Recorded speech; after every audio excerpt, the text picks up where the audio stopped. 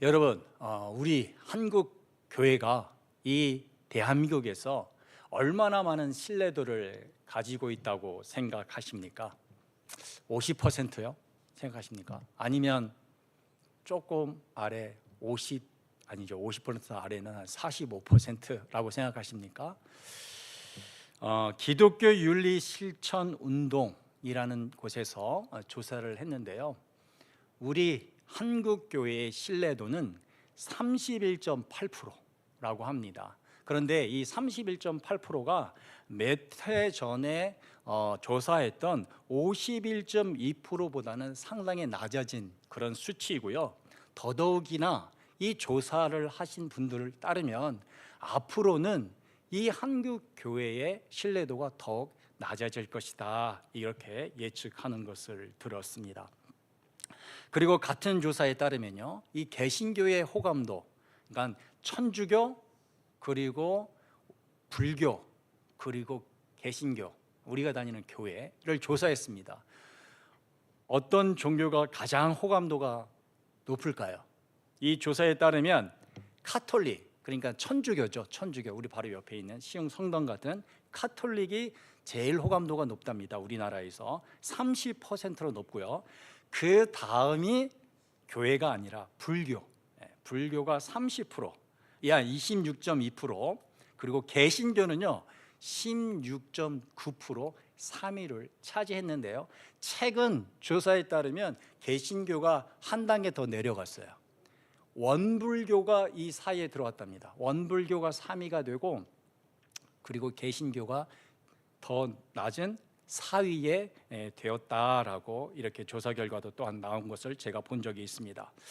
두 조사에 따르면요, 한국 교회가 사회적 신뢰도가 낮은 것을 알 수 있습니다. 사실 이것이 꼭 교회만의 원인이다라고는 말할 수는 없죠. 왜냐하면 여러 가지의 악의적인 보도 때문에 이 교회에 대해서 부정적 여론을 조성하는, 사실 그러한 언론도 있긴 있습니다만, 많은 사람들은 생각합니다. 이 한국 교회가 지금 빛과 소금의 역할을 잘 감당하지 못하기 때문에 흔들리고 있다라고 생각을 합니다. 이 교회를 이루고 있는 한 성도를 한번 생각해 보시면 됩니다. 나 자신을 생각해 보시면 됩니다. 과연 내가 하나님의 사명, 빛과 소금의 역할을 감당하고 있는가?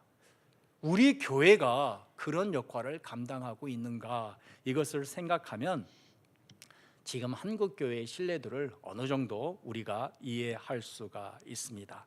오늘 말씀을 통해 과연 성도는 어떤 삶을 살아야 하고, 성도의 공동체, 교회는 어떤 길을 걸어가야 하는지 말씀을 통해 살펴보도록 하겠습니다.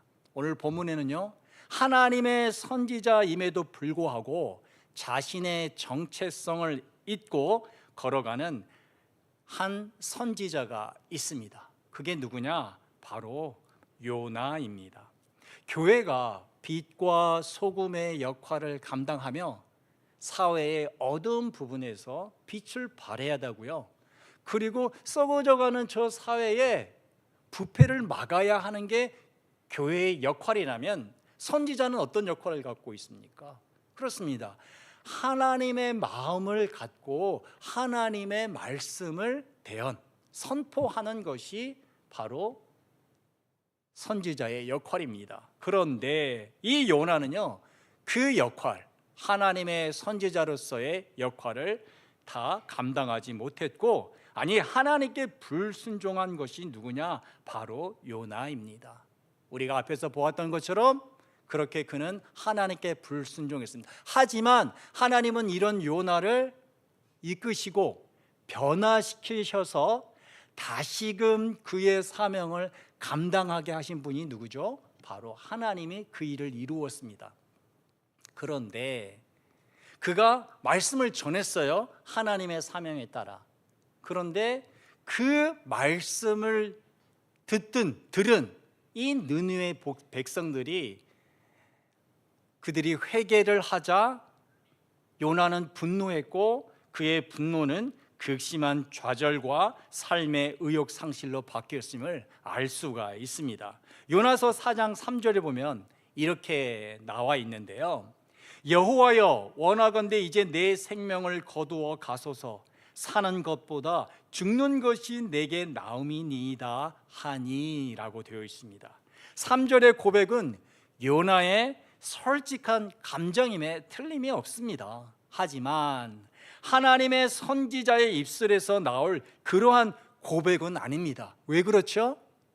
이 고백에는 하나님의 마음이 들어가 있지 않습니다.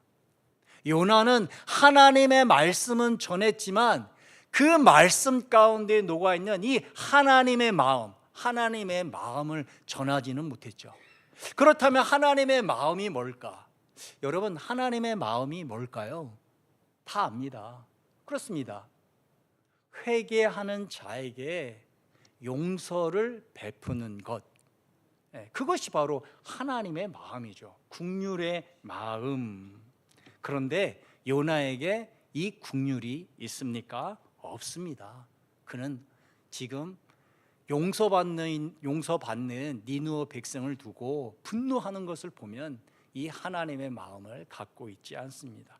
그런데요, 요나에게 다른 긍휼은 있어요. 다른 긍휼이 있다. 요나가 갖고 있는 긍휼은 무엇일까? 요나서 4장 10절을 한번 다 같이 읽겠습니다. 시작.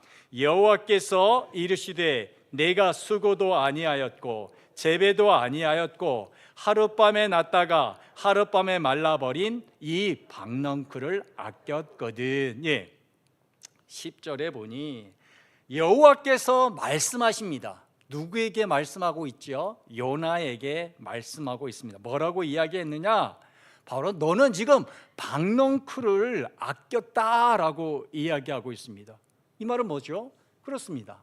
요나가 지금 박넝쿨, 이 식물을 긍휼히 여김을 알 수가 있습니다. 그 이유는 이 박넝쿨이 요나에게 그늘을 준 아주 기쁨의 식물이기 때문입니다. 그런데 이 식물이 말라버리자 요나는요 3절과 아주 비슷하게 하나님 앞에 반응함을 알 수가 있는데요. 8절을 한번 보십시오. 8절 말씀 우리 한번 다 같이 봉독하겠습니다. 시작.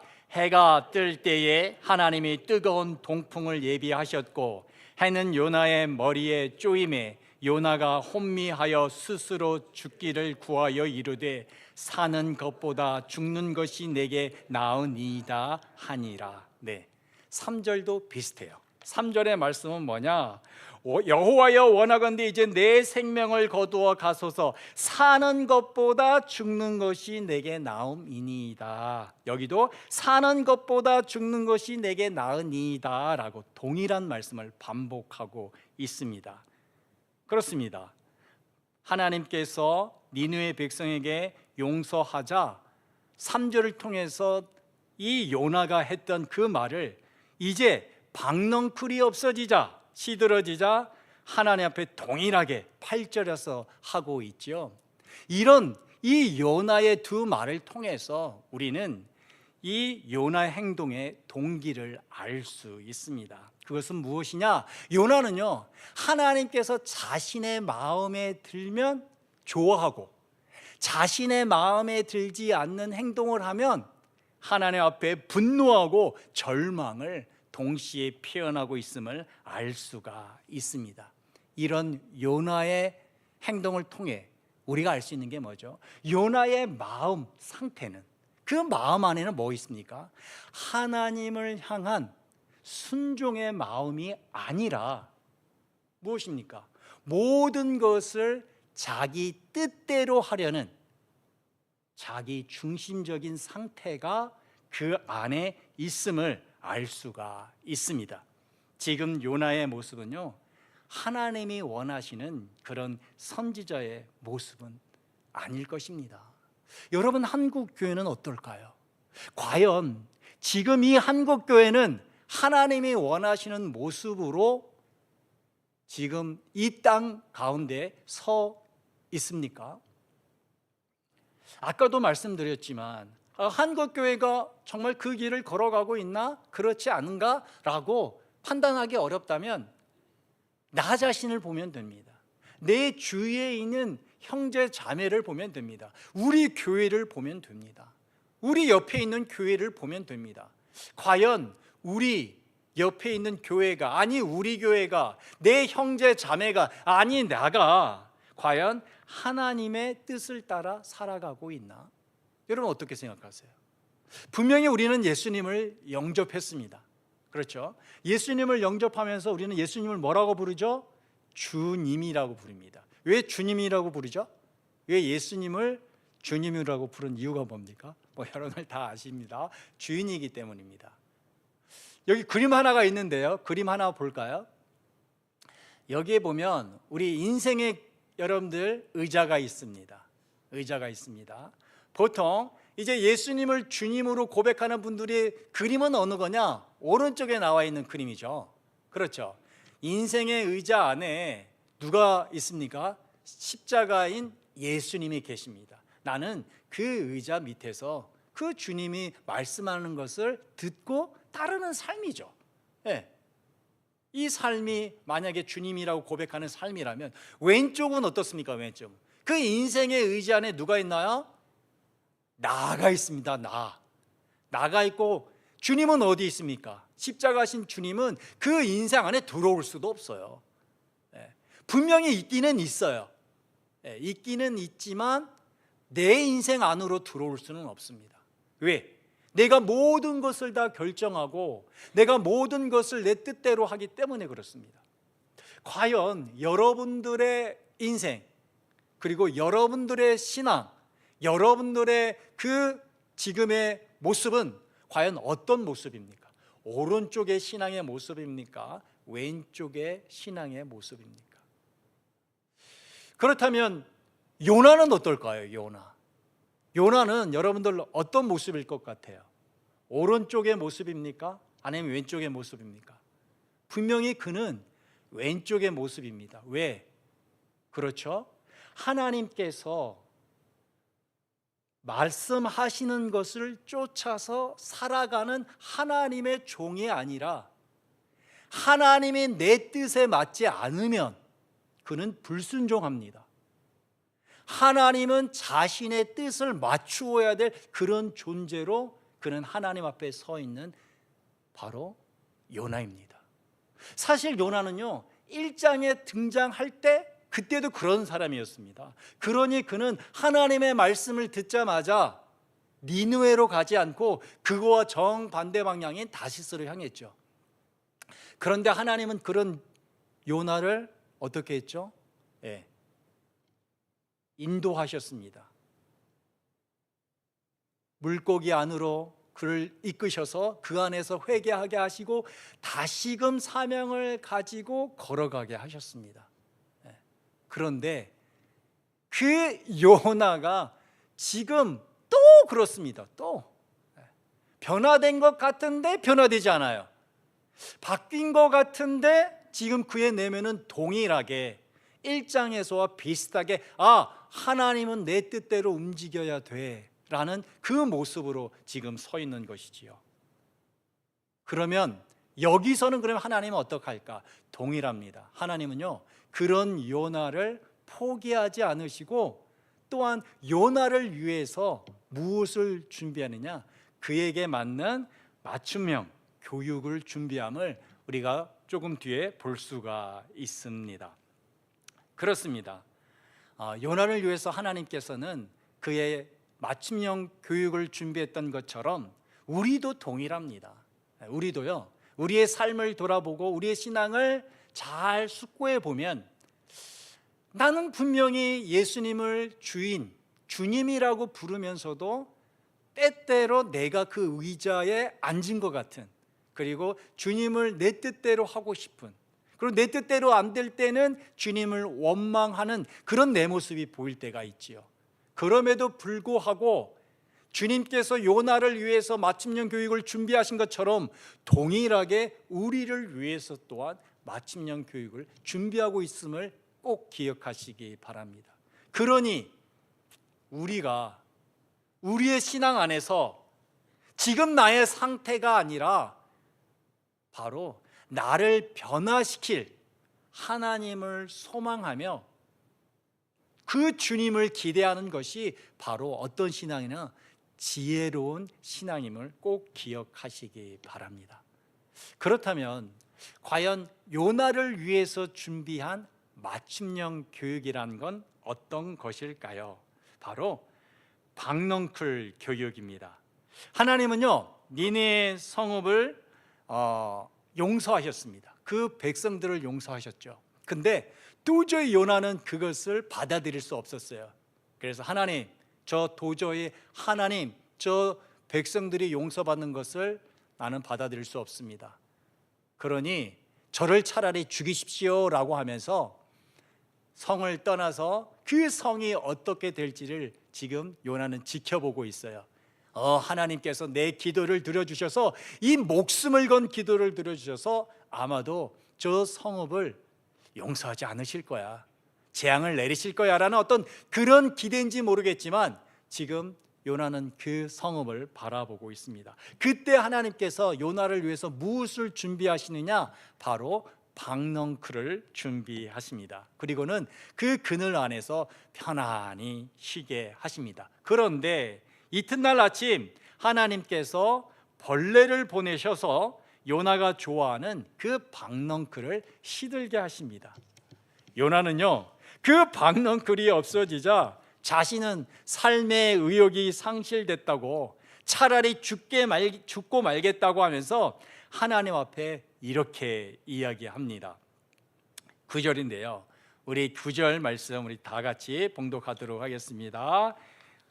하나님이 요나에게 이르시되 내가 이 박넝쿨로 말미암아 성내는 것이 어찌 옳으냐 하시니 그가 대답하되 내가 성내어 죽기까지 할지라도 옳으니이다 하니라 라고 되어 있습니다. 그렇습니다.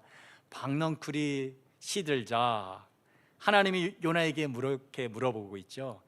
박넝쿨로 말미암아 야, 성내는 게 너 그게 무슨 행동이냐? 라고 이야기하자 요나는 이렇게 대답합니다. 하나님, 내가 성내어 죽기까지 할지라도 제가 옳습니다 라고 이야기하는 거죠. 여러분, 여기에 뭐가 포함되어 있는 것 같습니까? 요나의 그 얼마나 아끼는지, 박넝쿨을 너무나도 사랑하는지 그의 마음을 우리는 알 수가 있습니다. 그렇습니다. 그는 박넝쿨을 사랑했습니다. 사람이 아닌 박넝쿨을 사랑했죠. 여기서 아끼다는 말, 원어로는요 후수라는 말인데요, 이 후수, 아끼다는 원어를 보면 불쌍히 여기다, 추근히 여기다라는 뜻입니다. 요나는 자신에게 그늘을 만들어줘서 자신을 기쁘게 한 이 박넝쿨을 지금 불쌍히 여기고 있음을 알 수가 있습니다. 어느 정도요? 자신의 목숨을 걸 정도, 그 정도로 그는 사랑했죠. 그런데요 11절에도 동일한 후스, 아끼다는 말이 나옵니다. 우리 11절 말씀을 다 같이 한번 봉독할까요? 시작. 하물며 이 큰 성읍 니느웨에는 좌우를 분변하지 못하는 자가 12만여 명이요 가축도 많이 있나니 내가 어찌 아끼지 아니하겠느냐 하시니라. 네, 11절 보면 하나님께서 성내는 요나에게 뭐라고 말씀하십니까? 내가 어찌 아끼지 아니하겠느냐라고 그 니느웨 성에 있는 사람들을 아낀다라고 말씀하고 있습니다. 그렇습니다. 11절에 있는 아끼다의 대상과 그리고 아까 요나가 말한 9절에서의 아끼다의 대상이 다른 것을 알 수가 있습니다. 11절의 아낌의 그 대상은요 니느웨 백성들이에요. 그런데 요나가 아끼는 것은 뭐였죠? 바로 박넝쿨이었습니다. 동일하게 아끼고 있어요. 추근히 여기고 있어요. 동일한 단어를 지금 쓰고 있어요. 그런데 하나님이 아끼는 것과 그리고 요나가 아끼는 것은 다르다라는 것을 알 수 있는데요, 6절을 보면요 왜 요나가 그렇게 이 박넝쿨을 아끼는지 흡수하고 있는지 그것 또한 알 수가 있습니다. 6절 한번 볼게요. 하나님 여호와께서 박넝쿨을 예비하사 요나를 가리게 하셨으니 이는 그의 머리를 위하여 그늘이 지게 하며 그의 괴로움을 면하게 하려 하심이었더라. 요나가 박넝쿨로 말미암아 크게 기뻐하였더라. 그래요. 요나가 박넝쿨을 이렇게까지 아꼈던 이유는 무엇이냐? 그에게 큰 위로움, 위로 혹은 이로움을 주었기 때문이에요. 박넝쿨은 그에게 그늘을 만들어서 그로 하여금 쉬게 했습니다. 그게 너무너무 기뻤던 거예요. 그거를 잃으니까 요나는 지금 성을 내는 거죠. 그러면 여러분들 한번 생각해 보세요. 왜 요나가 박넝쿨을 이렇게까지 아꼈냐? 그거는 바로 요나가 이 박넝쿨에 대해서 유용성, 나는 이게 필요해. 나의 이 더위를, 햇빛을 막아줄 이 박넝쿨이 필요해라는 이 유용성 때문에, 자기의 필요를 채워주기 때문에 요나는 그렇게 아꼈던 거예요. 다른 이유가 아니에요. 그래서 그렇게 아주 깊은 애착이 생긴 것입니다. 그런데요, 하나님이 분명히 니느웨 백성을 아꼈다라는 말씀이 있습니다. 근데 여러분, 니느웨 백성이 하나님 앞에 어떤 유용성이 있습니까? 그렇지 않습니다. 그들은 단지 하나님은 그들을 불쌍히 여기시며 아꼈다라는, 그렇게 나와 있습니다. 왜 그랬을까요? 표면적으로는 그랬습니다. 니느웨 백성들이 하나님의 말씀을 들었고 순종했으니 하나님께서 용서하시며 불쌍히 여겼다라고 이렇게 우리가 표면적으로 알 수 있지만요, 11절에 보면 그 내면의 이유, 이면적 이유를 알 수가 있습니다. 우리 11절 말씀을 다 같이 한번 봉독하도록 하겠습니다. 시작. 하물며 이 큰 성읍 니느웨에는 좌우를 분별하지 못하는 자가 12만여 명이요 가축도 많이 있나니 내가 어찌 아끼지 아니하겠느냐 하시니라. 여러분, 여기에 하나님께서 분명히 니느웨 백성들을 아낀다라고 나와 있어요. 그런데 그 이유가 여기 보면 그 니느웨 백성들이 회개했기 때문에, 나의 말씀을 듣고 내 말을 듣고 회개했기 때문에 내가 그들을 불쌍히 여긴다라는 말 없어요. 여기에 나온 건 딱 뭐가 나왔냐면요, 니느웨에는 좌우를 분별하지 못하는 자가 12만여 명에 있다라고 말하고 있습니다. 이건 뭘 이야기를 하는 거예요? 그렇습니다. 바로 니느웨 백성의 연약함, 하나님은요 그것에 지금 주목하고 있는 것입니다. 그리고 니느웨에는 좌우를 분별하지 못하는 자가 12만여 명이 있고 그들을 내가 아끼지 아니하겠느냐라고 말한 것은 무엇이냐면, 그 연약한 자를 이해하려는 하나님의 의지가 여기에 담겨져 있다라는 것을 우리가 알 수가 있습니다. 좌우를 분별하지 못하는, 그렇습니다. 죄를 져도 죄가 뭔지 잘 모르는 그런 연약함에 빠진 자들이 죄를 졌어요. 그런데 하나님께서 그들에게 바른 길을 가르쳐 줬습니다. 그런데 그런 그들의 그 하나님의 가르침을 받고 바른 길로 갔으니 내가 어찌 그들을 아끼지 아니하겠느냐, 그런 불쌍한 자들을 내가 어찌 아끼지 아니하겠느냐라고 하나님께서 지금 이야기하고 있는 것입니다. 그렇습니다. 요나는요 자신에게 필요한 유용성 때문에 박넝쿨을 아꼈다면, 하나님은 연약한 자들을 살리기 위해서 아꼈음을 알 수가 있습니다. 이런 하나님의 모습은요, 이기적이고 자기중심적인 연약한 선지자를 고치기 위해 박넝쿨로 교육하는 하나님의 모습에도 발견이 됩니다. 여러분, 요나 어떤 사람입니까? 그렇습니다. 하나님의 선지자임에도 불구하고 이타성이라 순종이 하나도 없는 자기 중심적인 이기적인 그러한 사람이에요. 그런데 하나님께서 그에게 진노하시며 끄중하시며 그의 하나님의 선지자의 직분을 박탈할 수도 있어요.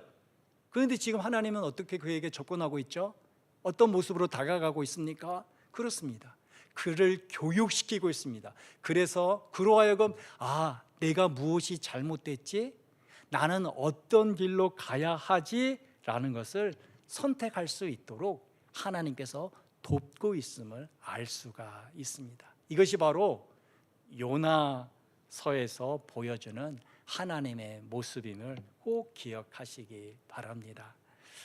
그런데요, 요나는 과연 그러면 어떤 선택을 했을까요? 이 교육을 받았어요. 박넝쿨의 교육을 받았습니다. 그렇다면 정말 이제는 변화돼서 하나님의 뜻에 합당한 그런 선지자로 바뀌었을까요? 아니면 옛날 모습 그대로 그렇게 살아갔을까요? 여러분들은 어떻게 생각하세요? 성경은 그것에 대해서 말하지 않습니다. 그래서 이 성경은 이 오픈 결말이라고 해서 결말이 없어요.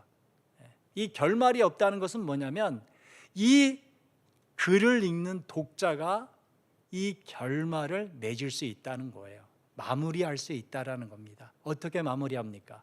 바로 여러분들이 요나와 같이 여러분들이 선택할 수 있다는 겁니다. 여러분들이 요나의 삶을 살지 아니면 변화된 요나의 삶을 살지는 이제 여러분이 선택 안에 달려 있다는 것입니다.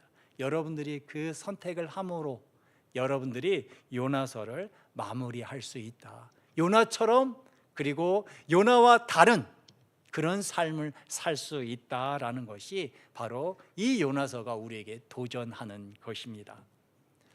사실 지금은 요나 때하고는 다르죠. 시대가 너무나도 많이 변했습니다. 그런데 정말 다릅니까? 아닙니다.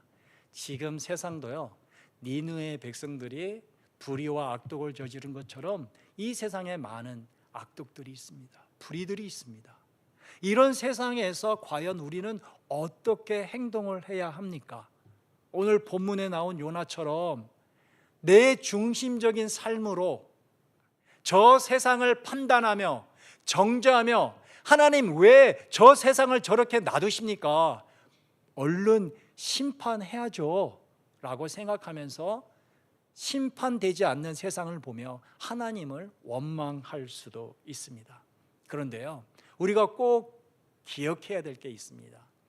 사도 요한은 요한복음 3장 17절에서 이런 말씀을 했습니다. 여러분 너무나도 잘 아는 말씀인데 우리 한번 다 같이 요한복음 3장 17절 말씀 봉독하겠습니다. 시작. 하나님이 그 아들을 세상에 보내신 것은 세상을 심판하려 하심이 아니요 그로 말미암아 세상이 구원을 받게 하려 하심이라. 그렇습니다. 하나님이 이 땅에 예수 그리스도를 보낸 것은 심판이 아니라 바로 구원하기 위해 보냈다. 그래서 우리가 여기에 있을 수 있는 거 아니겠습니까? 따라서 우리는 어떤 길을 걸어야 될까요? 그렇습니다. 바로 요나, 지금까지 우리가 여기서 계속 살펴봤던 그 자기 중심적이며 이기적인 그 요나의 길이 아니라 바로 예수님의 제자의 길을 걸어야겠죠. 그래서 예수님의 말대로 우리가 빛과 소금의 역할을 감당함으로써 한국 교회가 신뢰될 수 있는 그 마중물의 역할을 우리가 해야 되지는 않을까요? 여러분, 마중물이 어떤 것인지 알죠? 펌프를 처음 시작할 때 물을 조금 집어넣는 겁니다. 그래서 그 물을 통해서 이제 그 펌프를 통해서 물이 나올 수 있도록 도와주는 게 그게 마중물이죠. 그 처음 물이 들어갈 때는요, 자기를 희생하는 거나 마찬가지입니다. 그렇죠? 어디 컴컴한 펌프 안으로 들어가는 거나 마찬가지죠. 우리의 삶이 주님의 부르신 그 길이 바로 그런 길은 아닐까요? 우리로 하여금 다른 것 보지 않고 예수님이 그 길을 걸었으니 우리 또한 그 길을 걸음으로 말미암아 이 요나서가 그냥 이렇게 결말이 없는 그것이 아니라, 책이 아니라 바로 우리의 인생이 여기에 들어갈 수 있도록, 여러분의 인생이 이 요나서의 결론이 될 수 있도록 여러분의 인생을 여러분이 쓸어가는 것, 그것이 바로 이 요나서의 결론이 이렇게 정해지지 않은 그러한 이유일 것입니다. 여러분과 제가 그러한 하나님의 부르심 안에 정말로 이 세상을 조금이라도 변화시킬 수 있는, 우리의 힘으로는 안 됩니다. 어찌 우리 힘으로 되겠습니까? 아마 그렇게 생각할 수도 있겠죠. 이 세상이 이렇게 악독한데 나가? 나는 아무런 힘도 없는데, 내 나이가 이런데. 여러분 꼭 기억하십시오. 하나님은 요나를 절대 포기하지 않았을 뿐만 아니라 그를 위해 맞춤 교육을 준비하면서 그를 다른 변화된 요나로 바꾸기 위해 힘쓰는 분이 바로 하나님이시다, 우리 하늘 아버지시다라고 말씀하십니다. 그분이 지금도 여러분들을 위해서 힘쓰고 있습니다. 그 하나님을 믿고 오늘도 주님의 부르심에 합당하게 응답하는 우리 성소의 권속들 다 되시기를 간절히 소망합니다. 기도하겠습니다.